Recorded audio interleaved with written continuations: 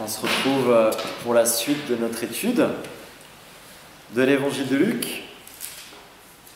Et avant d'essayer de nous rafraîchir la mémoire sur ce qu'on a vu la dernière fois, très brièvement, eh bien, je vous invite à prier. Merci Seigneur, notre Dieu, pour la joie de nous retrouver autour de ta présence et de ta parole. Et ce soir, nous voulons encore tendre l'oreille vers toi, disposer nos cœurs aussi à écouter ce que tu veux nous dire au travers de l'évangile que tu nous as laissé. Et que ce soir encore, Seigneur, tu nous touches, tu nous stimules dans l'intérêt que nous avons pour toi, dans notre marche avec toi, dans notre quotidien aussi, dans notre vie de tous les jours. Que nous puissions vraiment te laisser de la place pour venir nous rencontrer encore par ta parole, au nom de Jésus. Amen. Voilà, alors bienvenue à ceux qui nous rejoignent aussi, dans cette étude. On va essayer, en tout cas pour nous tous, de nous replonger juste rapidement sur quelques éléments qu'on a vus dans Luc 1 et 2. Alors ça fait, je crois, presque 2 mois. Hein. Ouais, donc mars-avril, plus que ça, ouais, même, 2 mois et demi, qu'on s'est retrouvés. Est-ce que vous vous souvenez, pour ceux qui étaient là, il y avait 3 hymnes que nous avons vus. L'hymne donc de Marie, de Zacharie, et puis d'Élisabeth, de Marie, de Zacharie, et les petits hymnes de Siméon, ainsi que... Ouais, c'est ça, en fait. Et puis la proclamation des anges aussi. Il y avait différents éléments qu'on a vus dans ces hymnes et ces déclarations, ces proclamations. Et puis on avait vu un tableau qui essayait de résumer 3 thèmes qui se dégagent de ces hymnes. Est-ce que vous vous souvenez de ces thèmes ? La bonté de Dieu. La bonté, ouais, exactement. D'autres choses ? La continuité entre l'Ancien et le Nouveau Testament. Oui, ou bien l'accomplissement des promesses. Et puis, encore un. Le renversement de l'ordre social. Ouais, tout à fait. C'était les trois éléments. C'est bon de prendre des notes. Hein. 2 mois et demi. Hein. Ouais. Il y avait effectivement ces 3 éléments qui revenaient déjà dans Luc 1 et qui se répétaient ensuite dans le chapitre 2 avec l'apparition des anges au berger notamment, et puis donc les personnages de Siméon et Anne en particulier. Voilà, on avait listé les versets, on va pas revoir ça, mais effectivement il y avait cette continuité qui était globale dans ce qui se passait là, malgré le fait que Luc est un non-juif. Et il connaît très bien les prophéties qui sont importantes. Et il y a quelques prophéties clés qui étaient nommées, notamment l'alliance abrahamique et davidique qu'on avait vue, qui s'accomplit maintenant et qui, avec l'ouverture aux nations, l'évangile aux nations. Et Luc souligne particulièrement cet aspect-là, que nous allons voir encore par la suite. Et puis ensuite, au chapitre 2, on avait un peu évoqué aussi d'autres éléments dans tout le chapitre, avec d'autres prophéties qui se réalisent, notamment la naissance de Jésus à Bethléem, et cette prophétie de Michée, chapitre 5. Et puis, sur ces 2 chapitres, on s'était arrêté aussi, je ne sais plus si vous vous souvenez, de la notion du temps. Ça vous dit quelque chose ? De l'époque, en fait, particulière à laquelle Jésus... Enfin, d'abord Jean-Baptiste et puis Jésus, finalement. Pardon ? À 12 ans. Oui. Il y a effectivement Jésus qui donc à 12 ans, mais ça c'est un peu... On n'a pas trop parlé de ça, mais surtout l'époque dans laquelle il arrive, on avait évoqué finalement l'Empire romain et et la façon dont tout cela s'accomplit dans une période d'hégémonie de ce peuple romain qui a construit des routes et qui a favorisé aussi finalement l'expansion de l'Évangile. Et on a essayé de nous souvenir que Dieu fait toutes choses souvent bonnes dans son temps. Et on a parlé de ce plan divin qui dépasse le temps. Voilà, c'est ça. Le plan divin qui dépasse le temps. Et puis finalement, le fait que tout cela nous parle aussi à nous-mêmes, puisque on se rend compte souvent dans nos propres vies qu'il y a des temps particuliers que nous vivons, qu'on ne comprend pas forcément sur le moment, mais quand on prend du recul, on réfléchit un peu, on se rend compte que Dieu était là à tel moment, que ce soit dans notre enfance, dans notre parcours de vie. On a essayé d'écouter aussi des témoignages. Je vous ai parlé de Jeannot en Afrique, qui m'avait impacté quand j'étais plus jeune, et que je retrouve face à moi encore ce soir. Voilà, le plan divin qui dépasse le temps, c'est assez intéressant d'y réfléchir aussi pour soi-même. Et puis on va attaquer maintenant Luc chapitre 3. Alors pour ce soir, on n'aura pas de PowerPoint, on va nous plonger dans le texte, parce que ce n'était pas forcément utile, très utile, il n'y avait pas de tableau, de choses comme ça, mais on va voir ensemble, on va faire la lecture comme la fois passée de ces deux textes. Et, ça vous dérange s'il allume ouais, effectivement, on peut allumer aussi derrière pour ceux qui ont leur Bible papier. C'est mieux.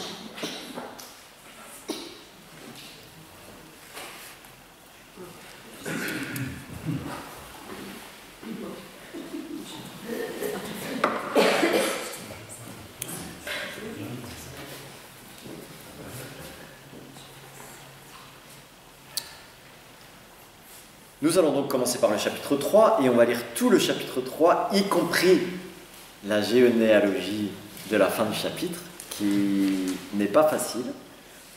Alors, je ne sais pas si on peut faire comme la dernière fois, si quelqu'un veut commencer, et puis on peut se relayer. Allez-y si vous voulez lire bien distinctement, et puis on fera grâce au dernier lecteur, sinon je le ferai, de la dernière partie pour y aller tranquillement ensemble.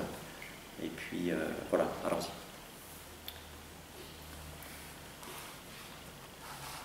Maintenant, Tibère est empereur depuis 15 ans. Ponce Pilate est préfet de Judée. Hérode Antipas gouverne la Galilée. Philippe, le frère d'Hérode Antipas, gouverne l'Iturée et la Traconite. Lysanias gouverne l'Abilène. Anne et Caïphe sont grands prêtres. À ce moment-là, dans le désert, Dieu adresse sa parole à Jean, le fils de Zacharie. Et Jean va dans toute la région du Jourdain. Il lance cet appel. Faites-vous baptiser, pour montrer que vous voulez changer votre vie, et Dieu pardonnera vos péchés. En effet, dans le livre du prophète Ésaïe, on lit « Quelqu'un crie dans le désert, préparez la route du Seigneur, faites-lui des chemins bien droits. On remplira tous les ravins, on aplatira toutes les montagnes et toutes les collines, les tournants de la route deviendront droits, on remettra les mauvais chemins en bon état, et tous verront que Dieu veut les sauver. » Des foules viennent pour que Jean les baptise. Jean leur dit « Espèce de vipère, la colère de Dieu va venir, et vous croyez que vous pouvez l'éviter? Qui vous a dit cela? Faites donc de bonnes actions pour montrer que vous avez changé votre vie. Ne vous mettez pas à penser « Notre ancêtre, c'est Abraham. » Oui, je vous le dis, vous voyez ces pierres ici? Eh bien, Dieu peut les changer pour en faire des enfants d'Abraham. Déjà la hache est prête à attaquer les racines des arbres.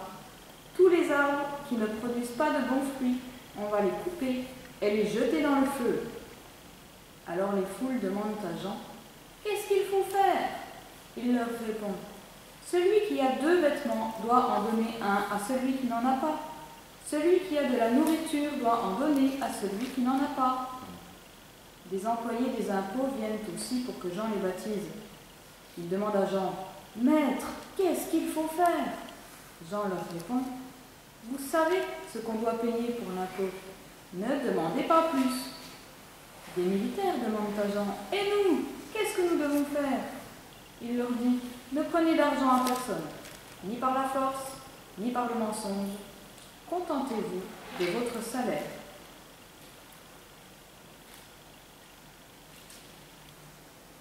Le peuple était dans l'attente et tous se demandaient en lui-même si Jean n'était pas le Messie.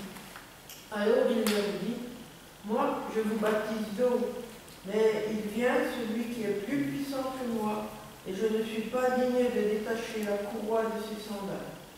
Lui, il vous baptisera du Saint-Esprit et de feu. Il a sa pelle à la main, il nettoiera son aile de battage, et il amassera le blé dans son grenier, mais il brûlera la paille dans un feu qui ne s'éteint pas. C'est ainsi, avec encore beaucoup d'autres encouragements, que Jean annonçait la bonne nouvelle au peuple. Cependant, Hérode le tétrarque, à qui Jean faisait des reproches au sujet d'Hérodiade, la femme de son frère Philippe, et de toutes les mauvaises actions qu'il avait commises, ajouta encore à toutes les autres celle d'enfermer Jean en prison. Comme tout le peuple était baptisé, Jésus aussi fut baptisé. Pendant qu'il priait, le ciel s'ouvrit et le Saint-Esprit descendit sur lui sous une forme corporelle comme une colombe. Et une voix fit entendre du ciel ces paroles. Tu es mon Fils bien-aimé, tu as toute mon approbation. Jésus avait environ 30 ans quand il commença à exercer son ministère. Il était, comme on le pensait, le fils de Joseph, dont voici les ancêtres. Élie, Mattata, Lévi, Melchi, Yanaï, Joseph, Mattatias, Amos, Nahum, Esli, Nagaï, Maat, Mattatias, Semein, Yosh, Yoda, Yonanan, Reza, Zorobabel, Shealtiel, Néri, Melki, Adi, Kozam, Elmadam, Er, Jésus, Eliezer, Yorim, Matat, Lévi, Siméon, Judas, Joseph, Yonan, Eliakim, Méléa, Ména, Matata, Nathan, David, Isaïe, Obed, Boz, Salma, Nachon, Aminadab, Admin, Arni, Etzron, Péretz, Judas, Jacob, Isaac, Abraham, Téra, Nahor, Séroug, Réou, Péleg, Héber, Shéla, Caïnam, Arpaksad, Sem, Noé, Lémec, Mathusalem, Enoch, Yéred, Maléléel, Kénan, Énoch, Seth, Adam, qui était lui-même fils de Dieu. Bravo. Tu t'en es bien sorti, hein? Parce que c'est pas évident. Voilà. Alors, une remarque à propos des 2 premiers versets. Nous avons ici des indications historiques à propos de ces 2 versets. Est-ce que vous avez une idée de pourquoi Luc s'efforce de préciser avec beaucoup de précision quand même le contexte politique et religieux de ce qui se passe là? Ancré dans la réalité. Ouais, clairement, ouais. J'ai pas entendu. Pour l'ancrer dans la réalité. Ah, merci. Ouais.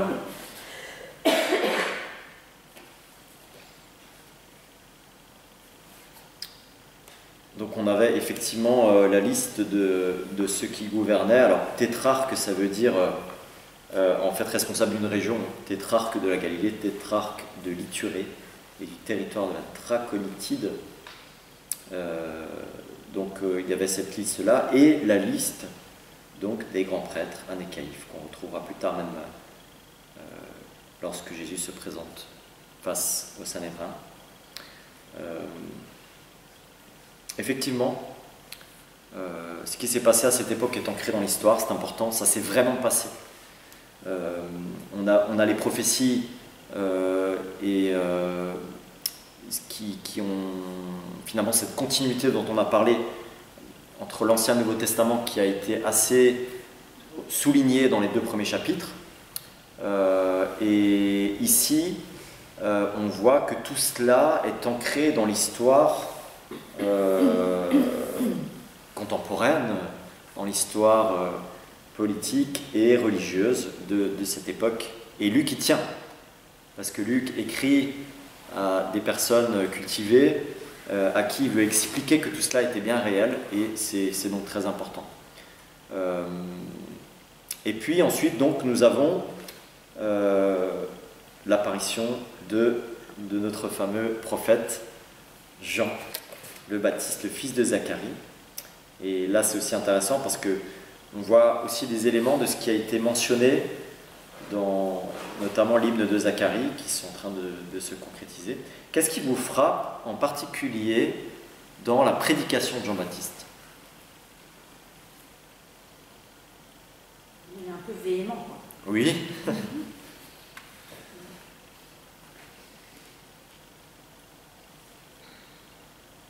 Un style direct, ouais, clairement.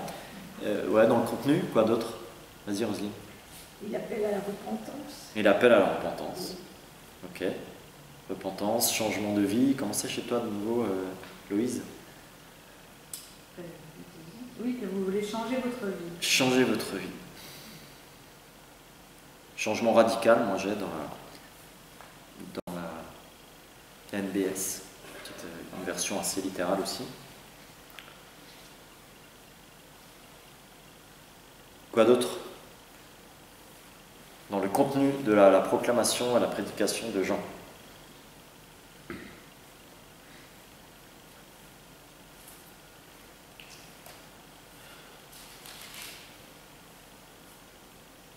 Prendre soin de son prochain.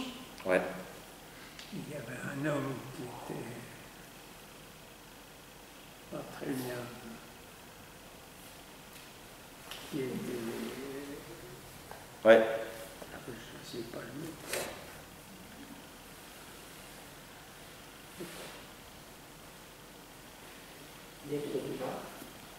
Ouais, c'est ça. En fait, la question de la justice sociale, hein, on est vraiment dans le...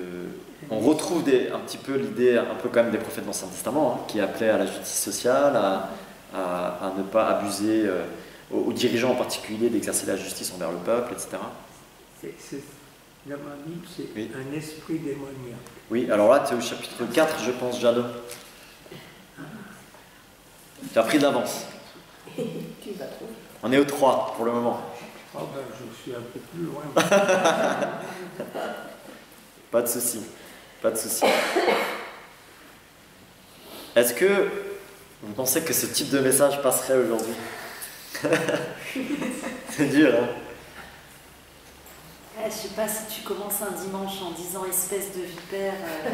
Mais tu peux essayer, hein, autour de la fille, mais... Ouais. On dit d'une autre manière. Ouais. Moi j'ai un doute sur... Enfin, non, sur le fait sur la justice sociale, je pense que tout le monde peut le partager, chrétien ou pas chrétien. Ouais. Et sur la façon de le dire, j'ai Ouais, un tout à fait. petit doute. Il n'était pas élu aussi. Il avait l'autorité. Ouais. Ouais, et puis, alors c'est intéressant quand même, parce que bon, déjà, on voit qu'il y a tous les publics, en particulier dans 10 à 14, remarquez les 3 types de publics qui sont représentés. La foule. Ouais, collecteurs d'impôts et les soldats. Donc vraiment, tout le monde est interpellé par le message radical de Jean. Et puis on a un verset qui donne aussi l'état d'esprit qui est assez important, le verset 15.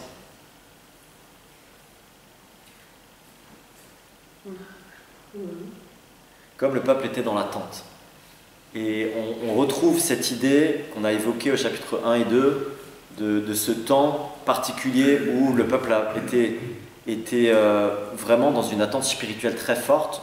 Vous vous souvenez, on a parlé des 4 siècles d'attente, où il n'y avait pas de prophète, où il y avait une sorte de silence depuis Zacharie, Malachi, et le peuple attendait le Messie, le peuple était sous l'autorité romaine, le peuple se retrouve face à enfin un prophète là, qui arrive en peau de chameau, qui sort du désert, qui appelle à la repentance, et même les soldats sont touchés, quoi. Et il le prenait même pour le Messie. Oui, exactement. Dans la suite. Ouais, exactement, Jeannot. Tout de suite après, tout le monde se demandait s'il n'était pas le Christ, quoi. Bah oui, évidemment. Donc effectivement, la recherche spirituelle, mais aussi il y avait une recherche, il y avait une pauvreté sociale, il y avait une recherche, il y avait une soif émotionnelle et spirituelle. Et Jean répond à tout cela. Peut-être une petite parenthèse, c'est que depuis quelques décennies, il y a beaucoup de missiologues qui évoquent un peu une similitude entre la soif spirituelle du 1er siècle et la soif spirituelle du 21e siècle. Dans le sens où il y a une soif spirituelle aujourd'hui qui est réelle, à cause peut-être de l'état de nos sociétés, de notre monde, de ce qui se passe dans l'actualité, à cause du fait qu'on pensait que, eh bien, après ces 2 grandes guerres du XXe siècle, tout allait redevenir en paix. On se rend compte que les conflits et le cœur de l'homme est toujours le même. Et en particulier, alors si en France on a encore une forme de sécurité, qui est encore un peu relative, mais tout de même.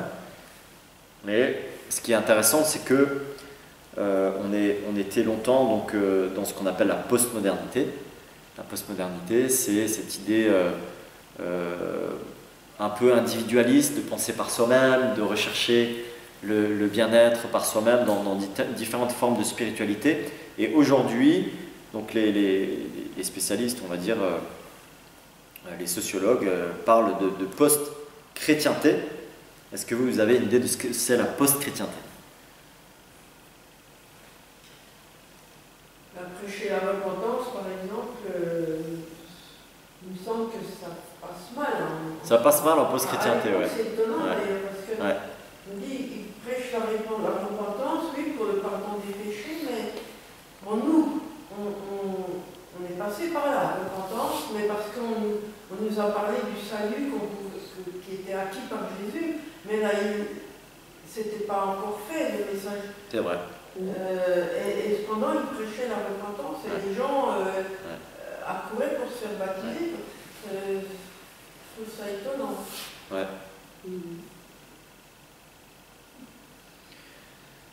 Eh bien, la post-chrétienté, c'est la postmodernité surdéveloppée. C'est-à-dire que on est sorti de repères moraux schématisés. Alors, quelqu'un qui a très bien défini la post-chrétienté, c'est un spécialiste de l'anabaptisme. Michel, tu connais bien, c'est Stuart Murray, qui a écrit dessus. Et lui, il compare justement aussi le XVIe siècle avec les anabaptistes et le fait d'être en marge à la spiritualité chrétienne aujourd'hui, qui est aussi devenue tout doucement en marge, puisque aujourd'hui, l'idée de la post-chrétienté, c'est d'être sorti vraiment. Les nouvelles générations ne savent plus ce que c'est vraiment l'héritage judéo-chrétien. Et en fait, tout est ouvert. Tout est ouvert. Et donc, le fait d'être dans une forme d'ouverture totale, ça donne une envie de liberté, mais en même temps, une sorte de vide. Et les gens doivent se raccrocher à quelque chose. Et dans la post-chrétienté, on se rend compte qu'il y a de nouveau une recherche spirituelle et les gens se sont interpellés par la foi chrétienne d'une autre façon si on la présente différemment. je pense à un couple d'amis qu'on a rencontré il y a 2 ans dans un camping, qui sont suisses, voilà, d'origine portugaise et de tradition catholique. Et eux, ils sont justement sortis un petit peu de leur héritage chrétien catholique. Et c'est intéressant parce que lui, Philippe, qui est un peu plus jeune que moi, il se lève tous les matins à 5 heures, 1 heure avant de partir à son travail, il part assez tôt au boulot, pour méditer.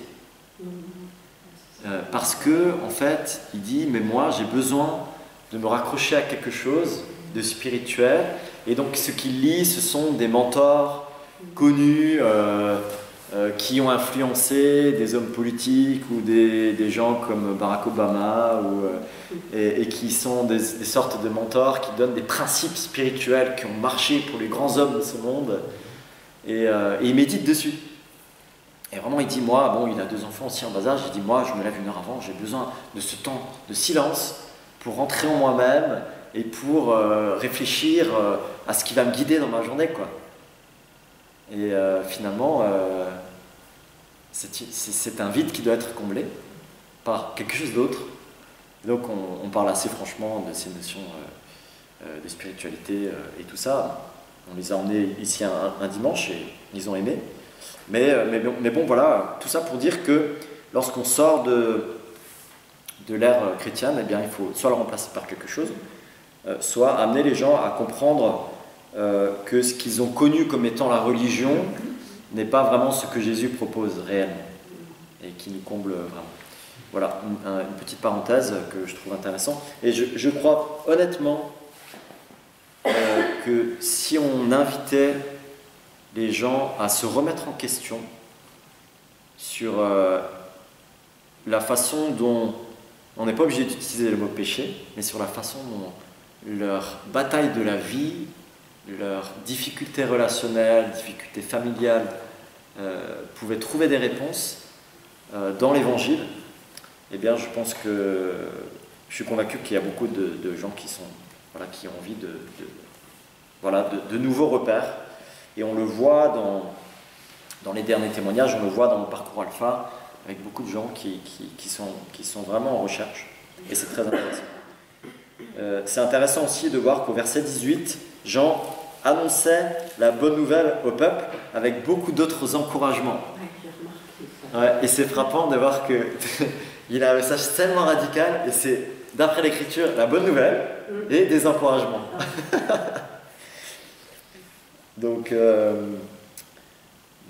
Alors il faut prendre le contexte global, parce qu'après on va voir ce que Jésus il annonce, et on va voir ce que lui il appelle la bonne nouvelle aussi, et la façon dont sa définition complète celle de Jean. Et la prise de conscience du péché nous aide à mieux saisir la grâce, en fait, finalement. C'est difficile d'expliquer la grâce quand on n'a rien à pardonner. Et la venue, la préparation de Jean-Baptiste pour l'annonce de la grâce, elle doit mettre le doigt sur le péché et sur la réalité du péché. Et même si le jugement et la repentance peuvent paraître difficiles à proclamer, à ceux qui nous entourent, la prise de conscience du mal et du péché dans nos vies est la seule façon de demander de l'aide à Dieu pour nous délivrer du mal.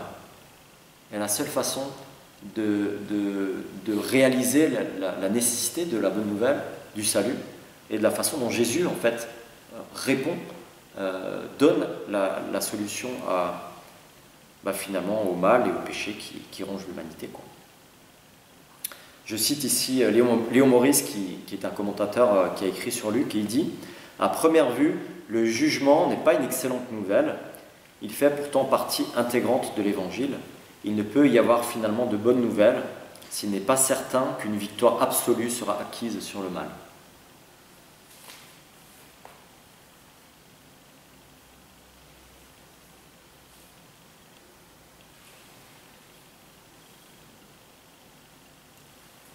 Ça va jusqu'ici? On continue un petit peu.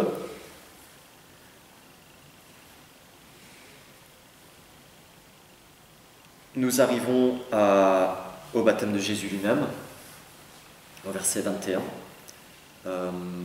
qui est repris plus tard, en tout cas la voix du ciel est reprise, vous le savez peut-être, vous avez une petite idée, une deuxième fois dans l'évangile, on a l'apparition, en tout cas, pas l'apparition, pardon, mais l'écoute d'une voix qui survint du ciel et qui dit presque la même chose, mais un peu différemment. Vous avez une petite idée de la deuxième fois que cette voix survint du ciel dans l'évangile?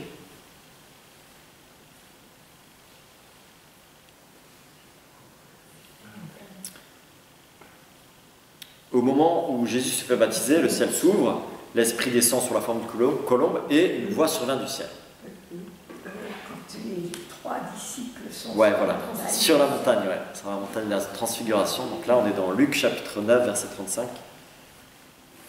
On a Luc 9, 35, c'est intéressant, on peut simplement le lire parce que dans Luc 3, cette voix survint, il dit « Tu es mon fils bien-aimé, c'est en toi que j'ai pris plaisir ».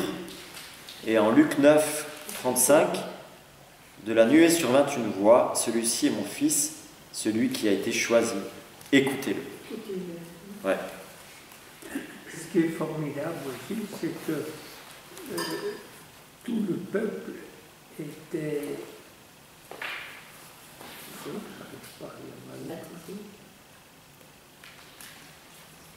baptisé, et c'est seulement après qu'on baptise Jésus. C'est vrai. Il était au-dessus de tous ceux qui étaient passés déjà. Ouais. C'est Ouais. impressionnant quand même. Qu'est-ce qu'on peut relever aussi encore de cette idée? Parce qu'il n'était pas obligé de recevoir ce baptême. Parce qu'il aimait le péché. Non, Il était sans péché. exactement. Mais il avait une relation avec le ciel à ce Ouais. moment-là.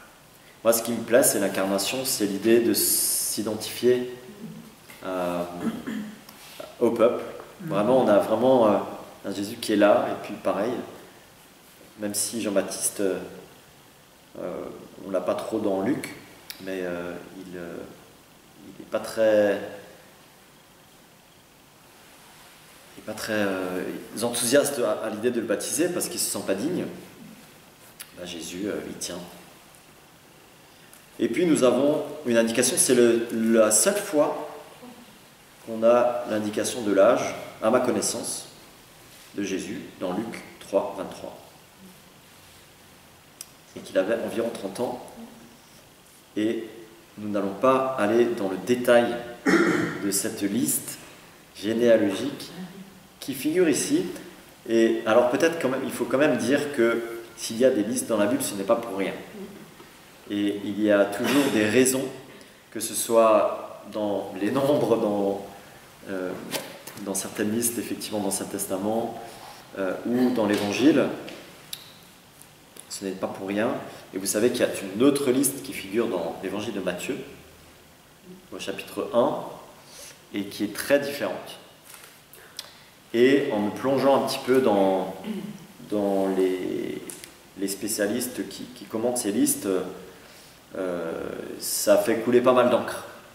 Et on ne va pas entrer dans les détails techniques de pourquoi celle de Luc est si différente de celle de Matthieu, parce qu'il y a des réelles différences. Bon, la raison déjà logique est qu'il prend la généalogie d'un autre côté de Jésus, du côté de Marie notamment. Et puis Matthieu, il reprend la généalogie en fonction plus justement de ses promesses d'Abraham et de David, parce qu'il écrit à des Juifs et que c'est très important. Et puis nous avons une autre indication aussi par rapport à l'objectif de la généalogie de Luc et du fait qu'il s'adressait en grande partie justement à des non-juifs. C'est cette idée qu'on a déjà évoquée d'ouverture un petit peu aux nations, puisqu'il remonte à Adam et non pas à Abraham.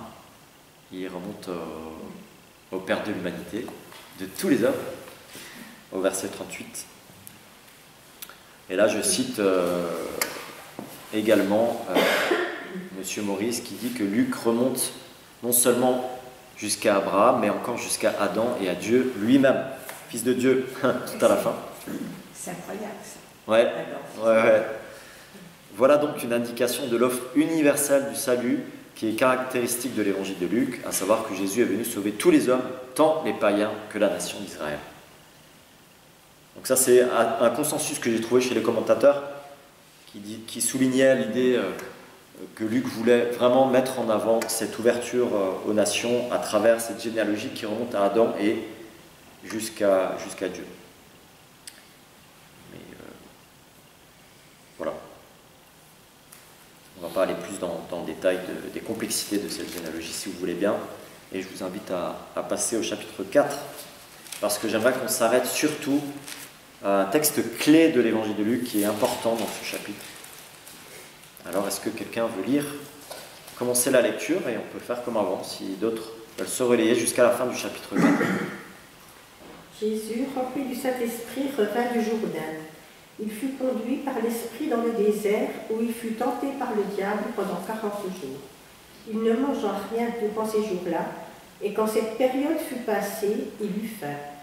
Le diable lui dit, « Si tu es le Fils de Dieu, ordonne à ces pierres de devenir du pain. » Jésus lui répondit, « Il est écrit, l'homme ne vivra pas de pain seulement, mais de toute parole de Dieu. » Le diable l'emmena plus haut sur une haute montagne et lui montra en un instant tous les royaumes de la terre.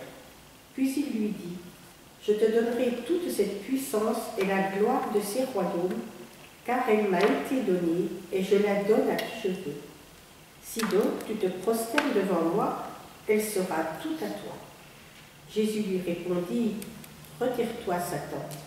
En effet, il est écrit, c'est le Seigneur ton Dieu que tu adoreras, et c'est lui seul que tu serviras. » Le diable le conduisit encore à Jérusalem, le plaça au sommet du temple et lui dit, « Si tu es le Fils de Dieu, jette-toi d'ici en bas, car il est écrit, il donnera à ton sujet ordre à ses anges de te garder, et ils te porteront sur les mains, de peur que ton pied ne heurte une pierre. » Jésus lui répondit, « Il est dit, tu ne provoqueras pas le Seigneur ton Dieu. » Après l'avoir tenté de toutes ses manières, le diable s'éloigna de lui jusqu'à un moment favorable. et c'est quand ce moment favorable. Ah. Jésus, rempli de la puissance de l'Esprit, retourna en Galilée.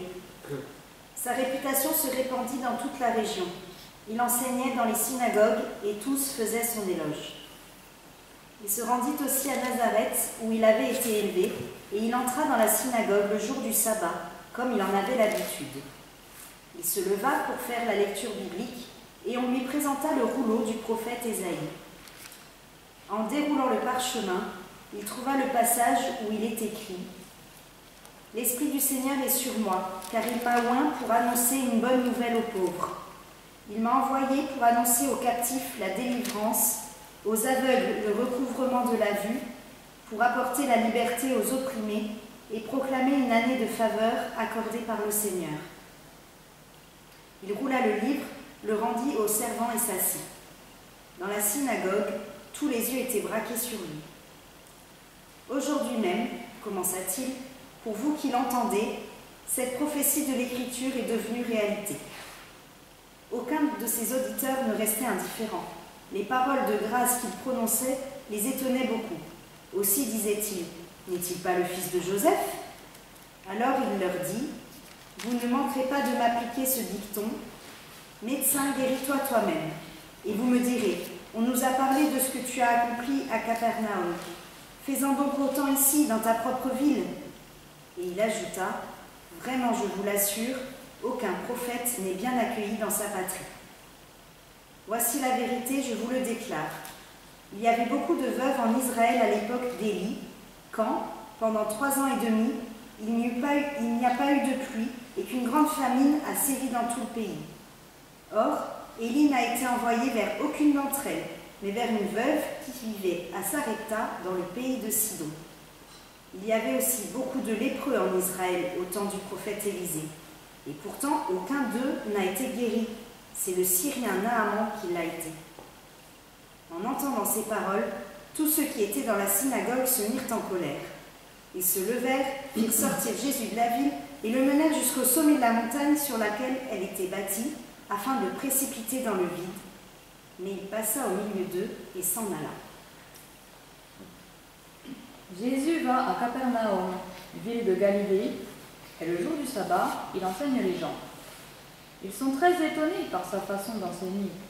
En effet, Jésus parle avec l'autorité que Dieu lui donne. Dans la maison de prière, il y a un homme qui a un esprit mauvais en lui. Il crie très fort. « Hé, Jésus de Nazareth, qu'est-ce que tu nous veux? Est-ce que tu es venu pour notre malheur? Je sais bien qui tu es le saint que Dieu a envoyé. » Jésus le menace et lui dit « Tais-toi et sors de cet homme. » L'esprit mauvais jette l'homme par terre devant tout le monde et il sort de l'homme sans lui faire de mal. Tous sont très étonnés. Ils se demandent entre eux « La parole de cet homme, qu'est-ce que c'est ?» Il commande aux esprits mauvais avec assurance et avec force et ils sortent. Alors, on parle de Jésus dans toute la région. Jésus quitte la maison de prière et il entre chez Simon.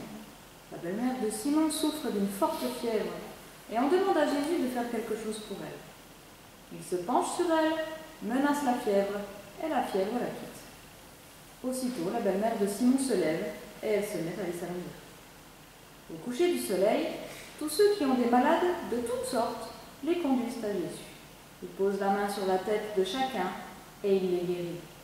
Des esprits mauvais sortent de beaucoup de malades en criant « Tu es le Fils de Dieu !» Mais Jésus les menace et il ne les laisse pas parler parce qu'ils savent que Jésus est le Messie. Quand il fait jour, Jésus sort de la ville et il va dans un endroit désert. Une foule de gens se mettent à le chercher. Ils rejoignent Jésus et veulent le retenir pour qu'il ne les quitte pas. Mais Jésus leur dit « Je dois aussi apporter la bonne nouvelle du royaume des cieux, de Dieu aux autres villes. Oui, c'est pour cela que Dieu m'a envoyé. » Et il annonce la bonne nouvelle dans les maisons de prière de Judée. Merci. Texte très riche. Hein. On pourrait y passer jusqu'à minuit, mais on va essayer de s'arrêter à l'heure.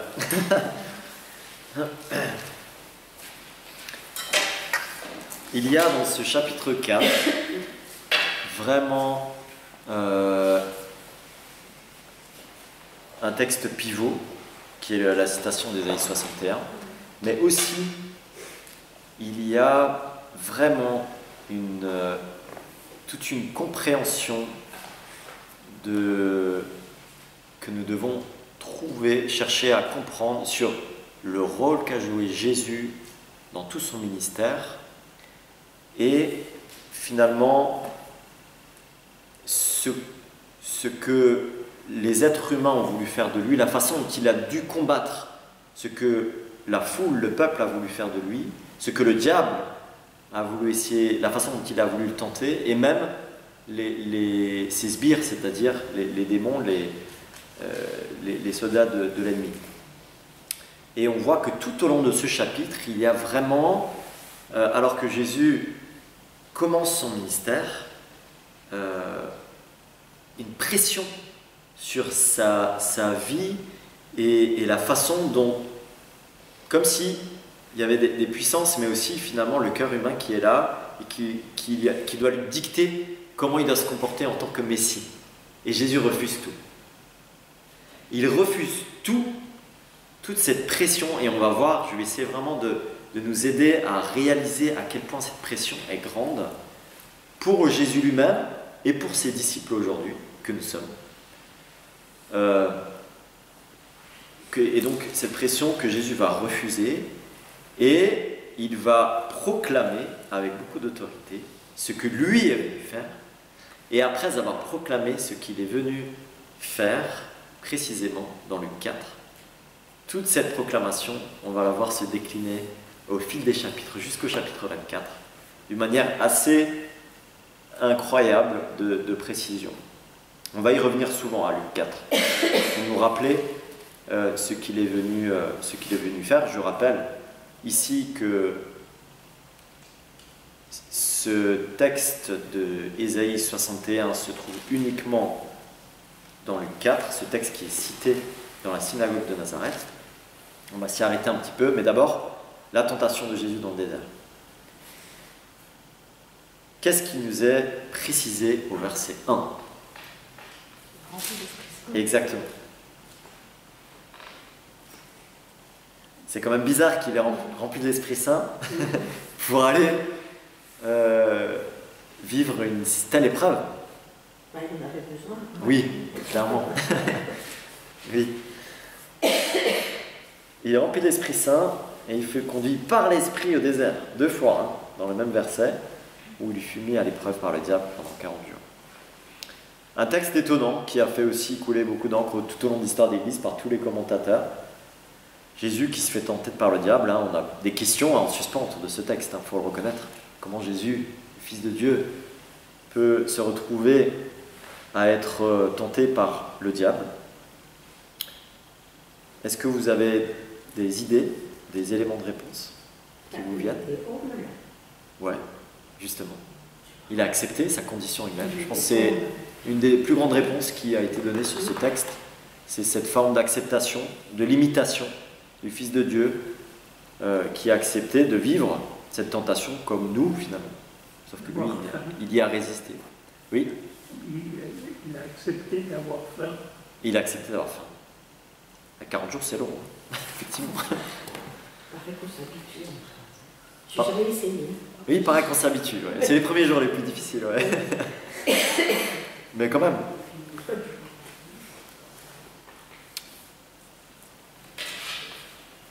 Alors, il y a plusieurs sortes de tentations qui sont ici, mais on peut relever 3 éléments.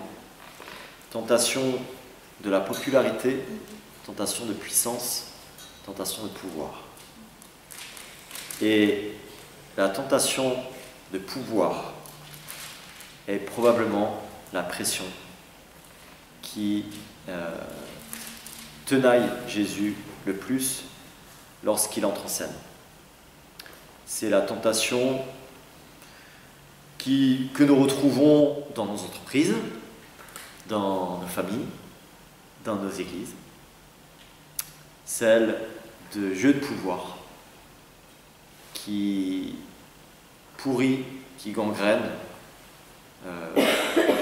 les relations humaines, qu'on retrouve pas seulement dans la politique, parce que c'est tout de suite en général ce à quoi on pense, mais elle se décline dans toutes les sphères de nos vies et de notre façon d'organiser.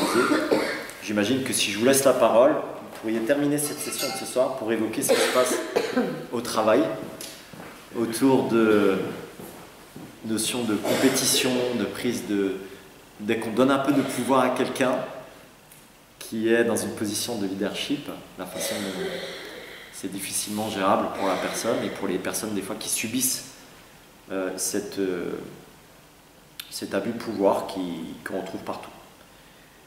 Le pouvoir, si je te donne tous ces royaumes, si tu te prosternes, si tu te jettes du haut de ce toit où tu es. Et alors c'est intéressant parce que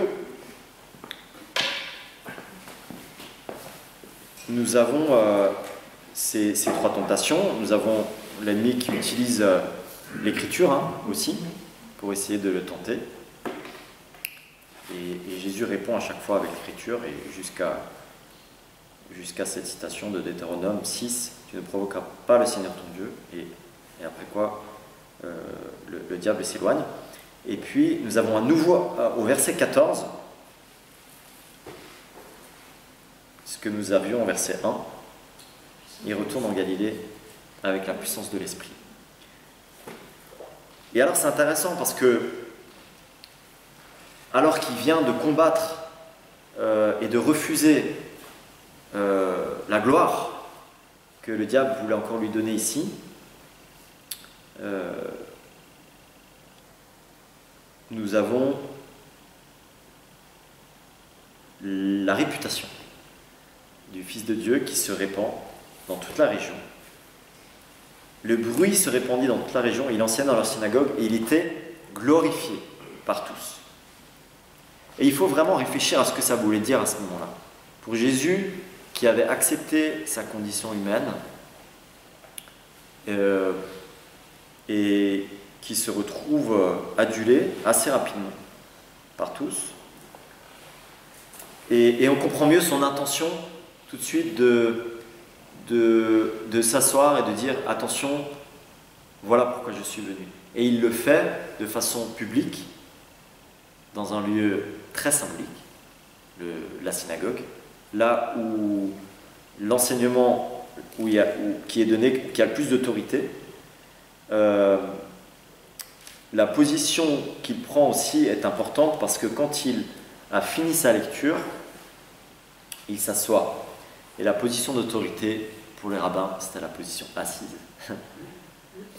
C'est pour ça que souvent, vous voyez parfois dans des fresques, encore dans certaines églises ou certains vitraux, un Jésus assis dans cette position du rabbin, qui est une position d'autorité. Et donc nous avons ce texte de Jésus. On va s'y arrêter tout à l'heure, mais juste encore, ce texte, il est pris en sandwich entre la tentation du diable qui donc le pousse à cette tentation de pouvoir, de gloire, surtout, et la tentation de la foule qui l'adule, et puis ensuite le début de son ministère à Capernaum à partir du verset 31.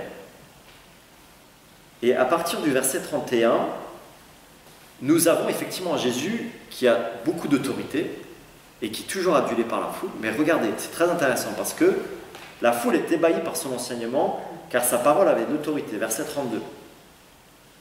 Et là, nous avons effectivement, comme le soulignait Jean tout à l'heure, ce démon qui se manifeste dans un homme et qui crie, verset 34, « Jésus, pourquoi te mêles-tu de nos affaires ? Es-tu venu pour notre Père ? Je sais bien qui tu es, le Saint de Dieu. » Jésus le rabroue et donc il délivre l'homme. Tais-toi et sors de cet homme. Et puis nous avons donc la foule qui est encore une fois stupéfaite par son autorité, qui commande aux esprits impurs, ils sortent, et la rumeur et sa réputation donc, se répand encore dans toute la région. Et puis on a déjà là l'idée que Jésus, il n'a pas envie de laisser parler les démons. Et ensuite, c'est encore plus clair dans le verset 41, où il y a donc, à partir du verset 40 plutôt, tous ceux qui venaient, qui avaient des maladies, atteints de divers maux, il les guérissait, il impose les mains à chacun d'eux, les démons sortent, et beaucoup de personnes écrient, et là, on a une indication qui est précise et qui est juste de la part des puissances spirituelles, puisqu'ils savent qui il est, tu es le Fils de Dieu, et là aussi, il les rabroue dans ma traduction, et il ne leur permettait pas de parler parce qu'ils savaient qu'il était le Christ. Est-ce que vous sauriez nous dire pourquoi est-ce que Jésus met tellement d'insistance à faire taire les démons qui disent de lui ce qui est juste?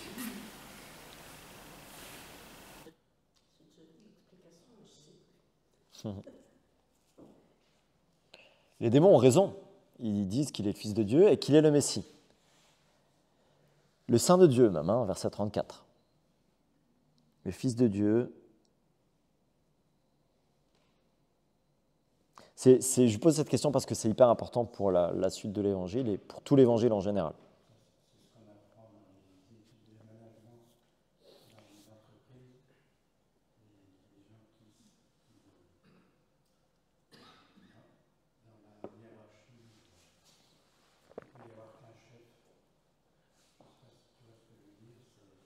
Non. Il n'est pas pris pour le Messie. C'est-à-dire qu'il ne peut être reconnu, le chef ne peut être reconnu que par les gens qui lui sont soumis. Ah ouais, ok, intéressant. D'accord. Ouais.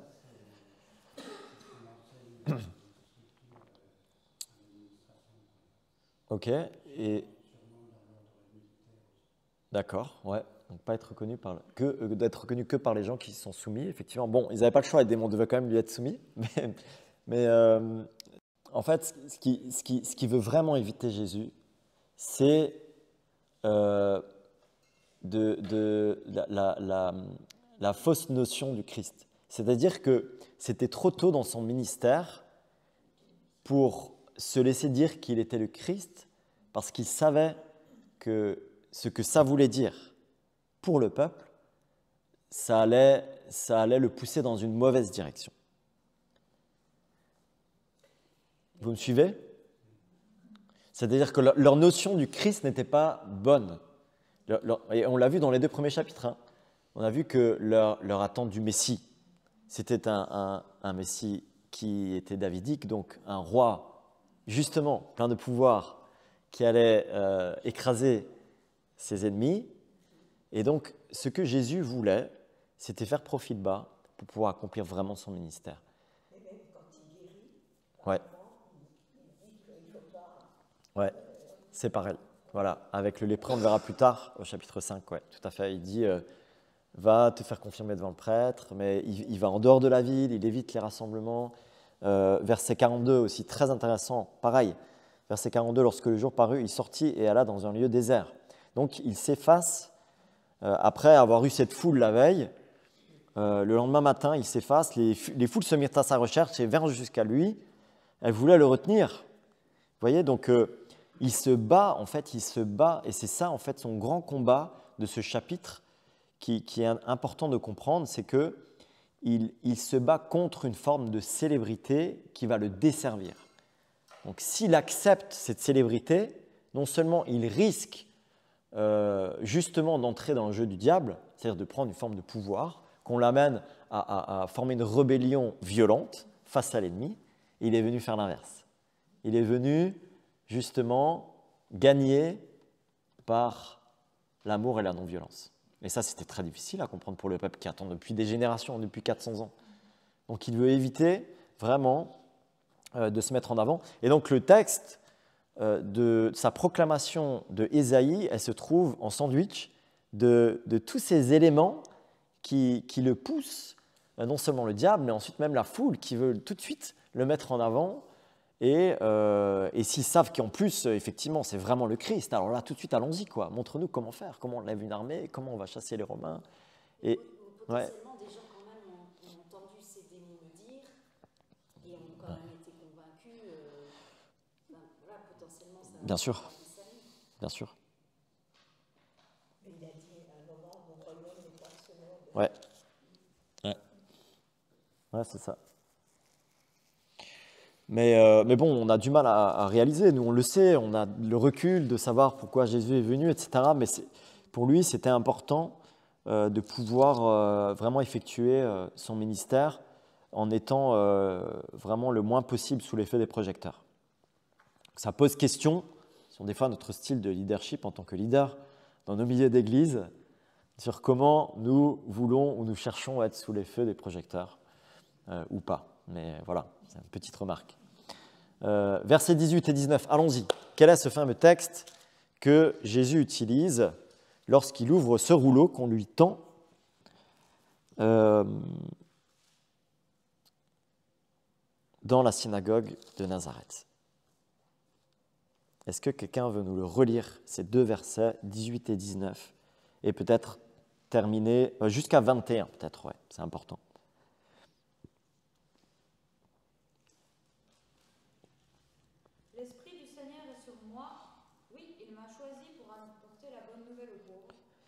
Envoyé pour annoncer aux prisonniers, vous êtes libres, et aux aveugles, vous verrez clair de nouveau.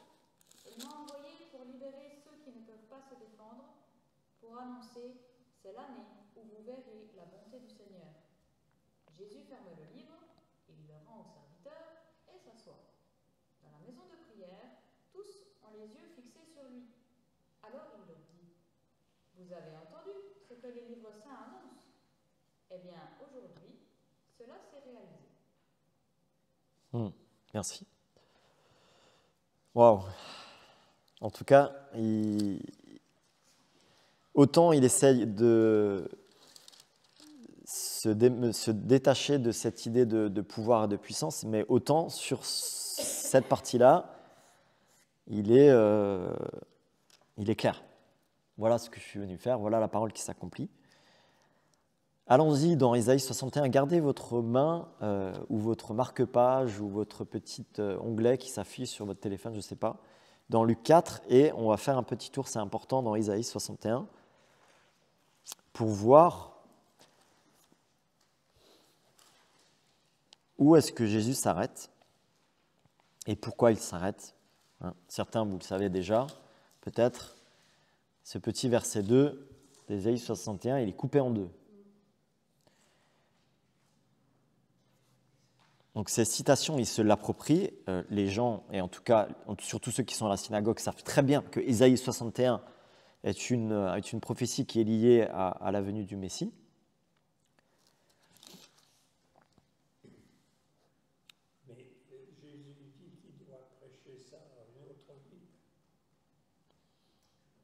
Oui. Mais d'abord, Ésaïe 61, verset 2. Où est-ce que Jésus s'arrête? Ouais. Ouais. Proclamer une année de grâce de l'Éternel. C'est vraiment au milieu d'une phrase. Hein.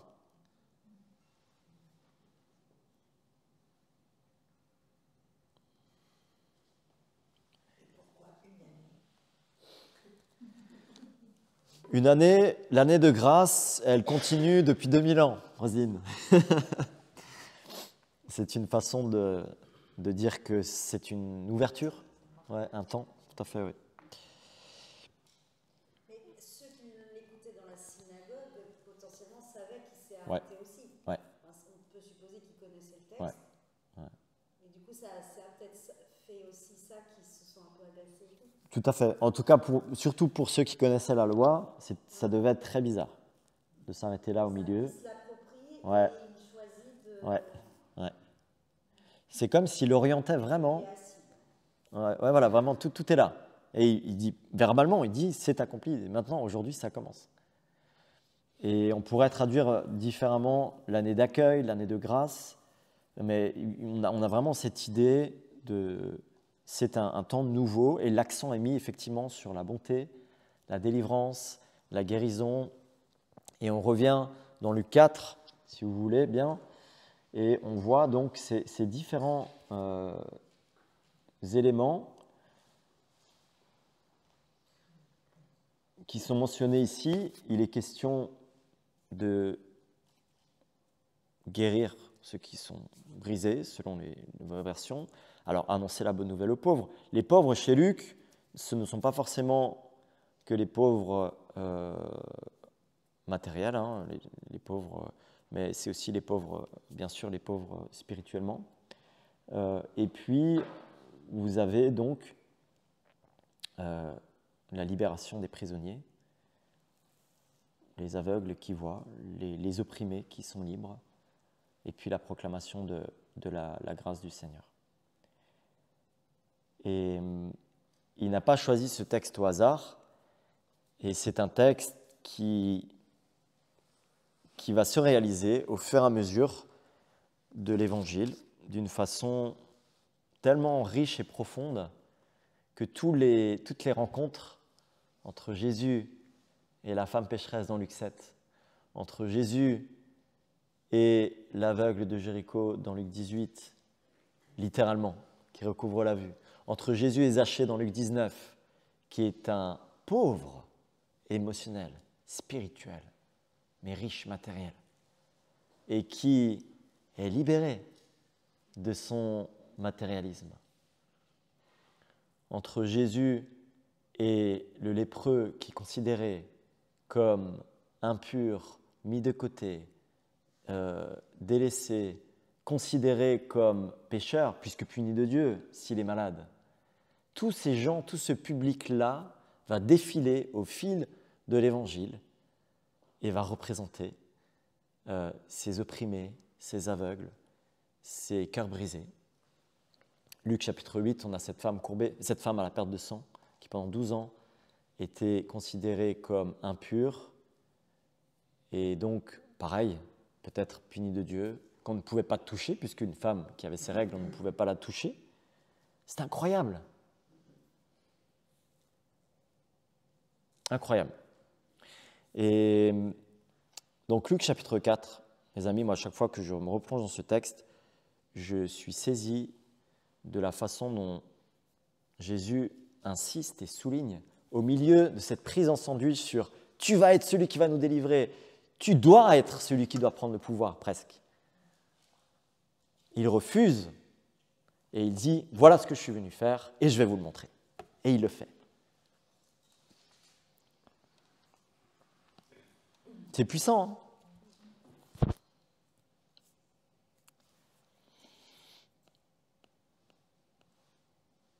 Alors, j'ai lu un sondage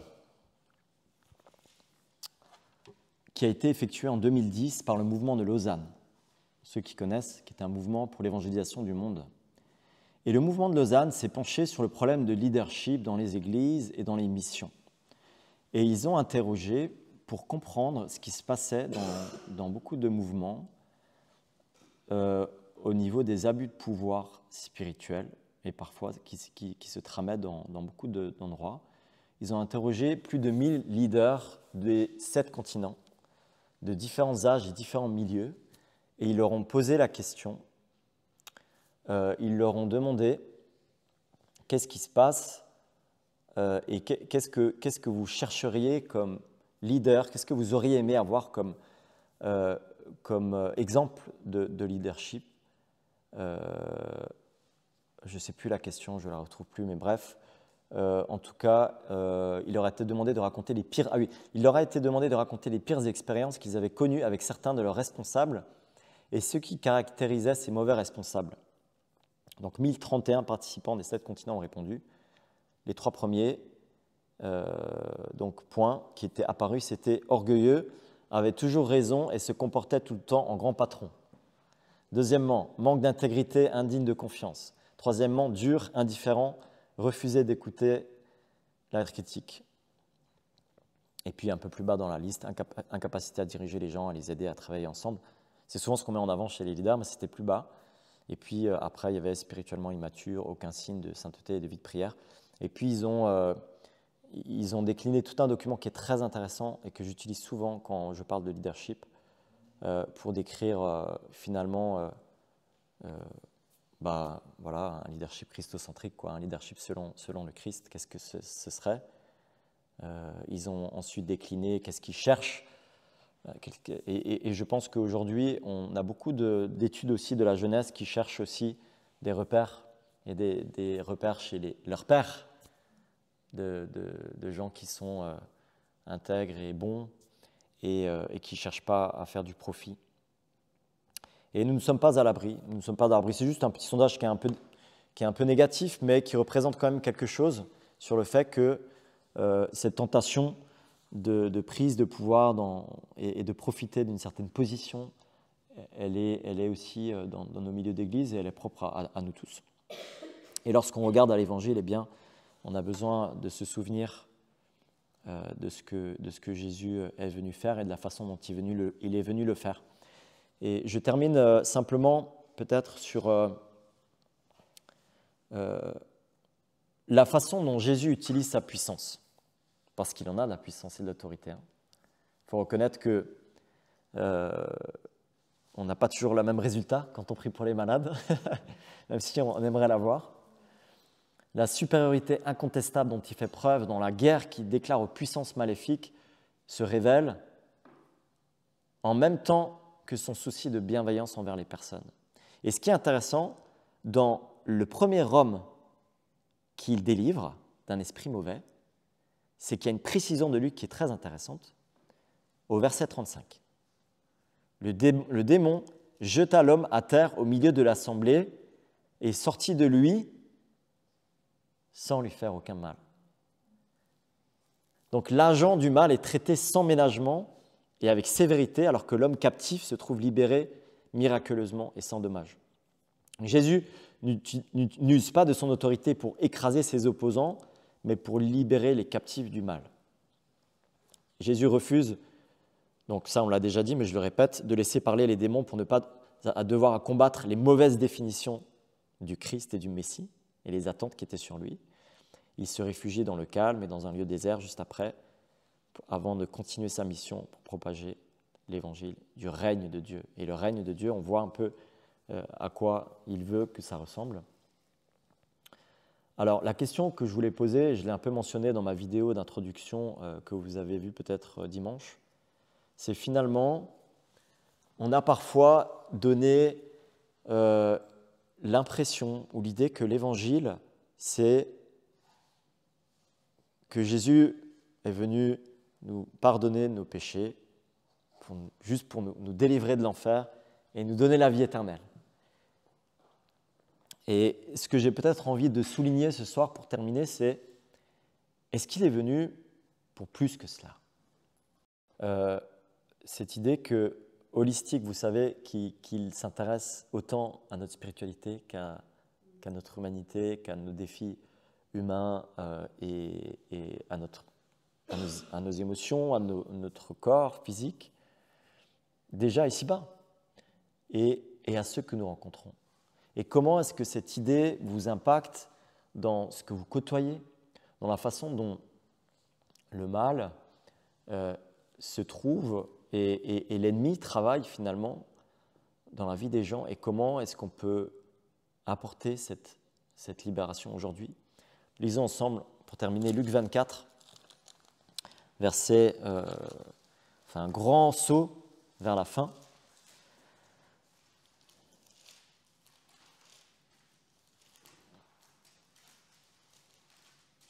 Luc 24, 44. Puis il leur dit, c'est là ce que je vous disais quand j'étais encore avec vous, il fallait que s'accomplisse tout ce qui était écrit à mon sujet dans la loi de Moïse, dans les prophètes et dans les psaumes. Alors il leur ouvrit l'intelligence pour comprendre les Écritures et il leur dit, ainsi il est écrit que le Christ souffrirait, qu'il se relèverait des morts le troisième jour et que le changement radical pour le pardon des péchés serait proclamé en son nom à toutes les nations, à commencer par Jérusalem. Vous en êtes témoins, moi j'envoie sur vous ce que mon Père a promis. Vous restez dans la ville jusqu'à ce que vous soyez revêtus de la puissance d'en haut.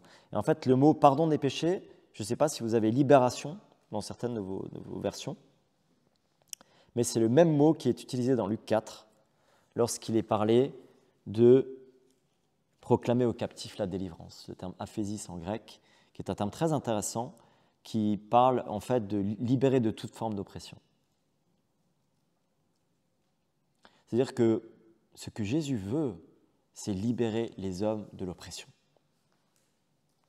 Et pas juste nous offrir un jour, à la fin, la vie éternelle. Oui, c'est la cerise sur le gâteau, c'est notre espérance. Mais ici-bas, déjà, ce qu'il veut faire à travers son peuple, c'est libérer les hommes de l'oppression. Et il y en a beaucoup autour de nous. En quoi est-ce que la mission de Jésus coïncide avec votre propre idée de la mission d'un chrétien, de vos propres idées de ce que devrait être un bon chrétien? Est-ce qu'un bon chrétien, c'est bien de commencer par ce que Jean-Baptiste a dit, la justice sociale, l'entraide, mais au-delà de cela, comment est-ce qu'on peut aider les gens à découvrir celui qui libère et qui libère de certaines oppressions, de certaines addictions, ceux qui sont prisonniers du péché, ceux qui parfois pensent être libres, et en quoi pouvez-vous être de ceux qui délivrent les prisonniers du péché?